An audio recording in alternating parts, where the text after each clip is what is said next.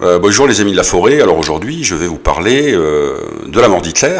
J'avais fait une première vidéo pour démontrer que tous les actes et les paroles d'Adolf Hitler en avril 1945 menaient toutes au suicide.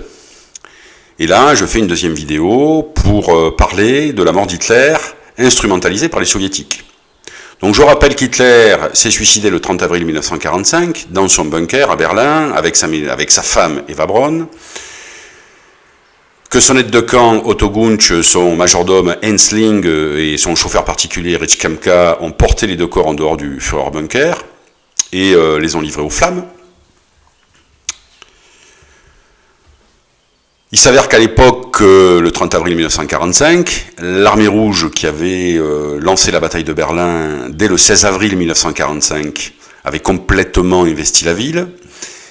Et le 2 mai 1945, une cellule du Smersh, qui avait été créée par Staline pour traquer Hitler, mort ou vif, et qui était personnellement responsable devant lui, va collationner des restes de mâchoires, de dents, autour du Führerbunker, pour essayer en fait d'identifier le corps d'Hitler, qui était évidemment méconnaissable, puisqu'il avait été brûlé avec de l'essence, et donc complètement carbonisé. Mais je rappelle que les dents ne brûlent pas, et qu'il peut aussi rester des morceaux de crâne, qui peuvent résister aux flammes en fait. Alors, les dents, en fait, vont être formellement identifiées par l'assistante du dentiste d'Hitler, Kate Eusermann, et par son prothésiste dentaire, Fritz Etschmann. Donc rapidement, en fait, début mai, Staline va être prévenu qu'Hitler est mort, s'est certainement suicidé, puisque ses dents et sa prothèse dentaire ont été identifiées.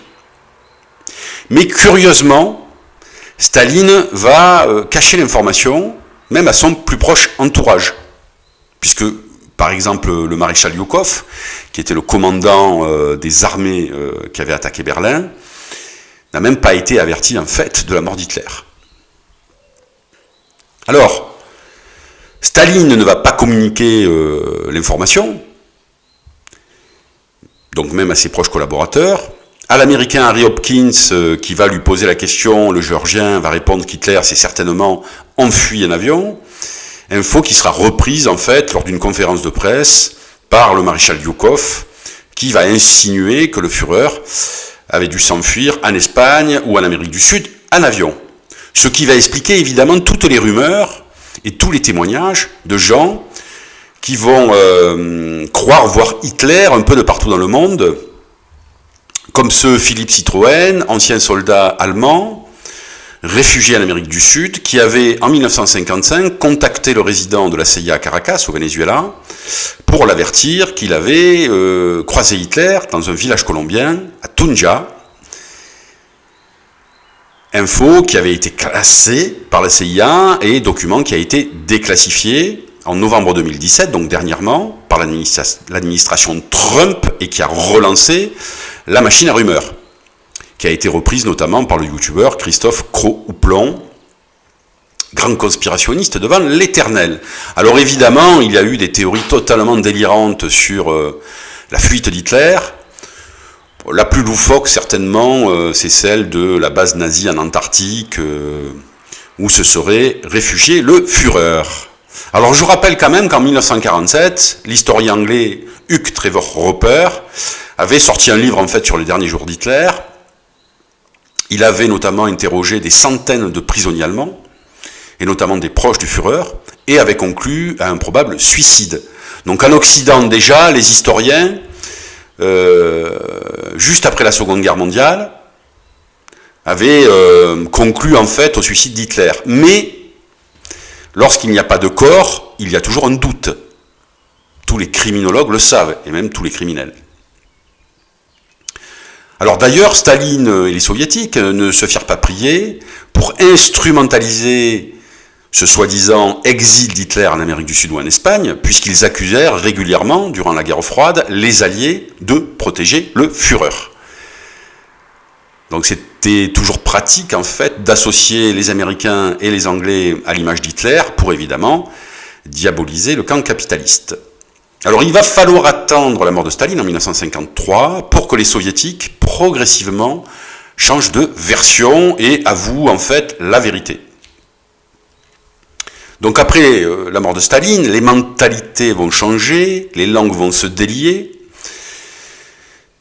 et les Soviétiques vont négocier avec les Allemands, ils vont libérer massivement des prisonniers allemands, en 1955-1956, dont Hensling, le majordome d'Hitler, Otto Gunge, son aide de camp, qui avait porté en fait les corps d'Hitler et d'Eva Braun en dehors du bunker et avait pratiqué la crémation des deux corps. Donc évidemment, en libérant ces deux Allemands qui ont été les témoins de la mort d'Hitler, la vérité allait se diffuser dans le camp occidental.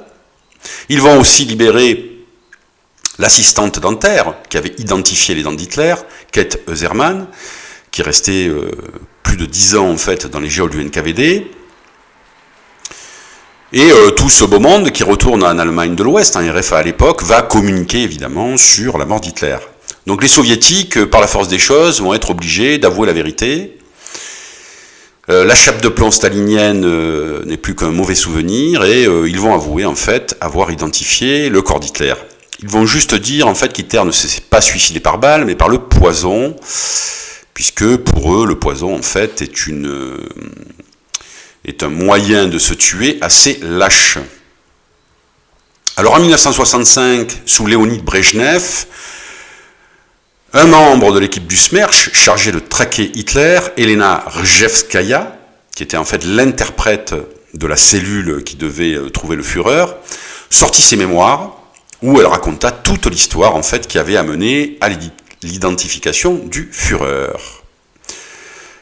Elle a écrit un livre donc qui a été traduit en français et édité chez Christian Bourgeois, Carnet de l'interprète de guerre, Elena Rzhevskaya.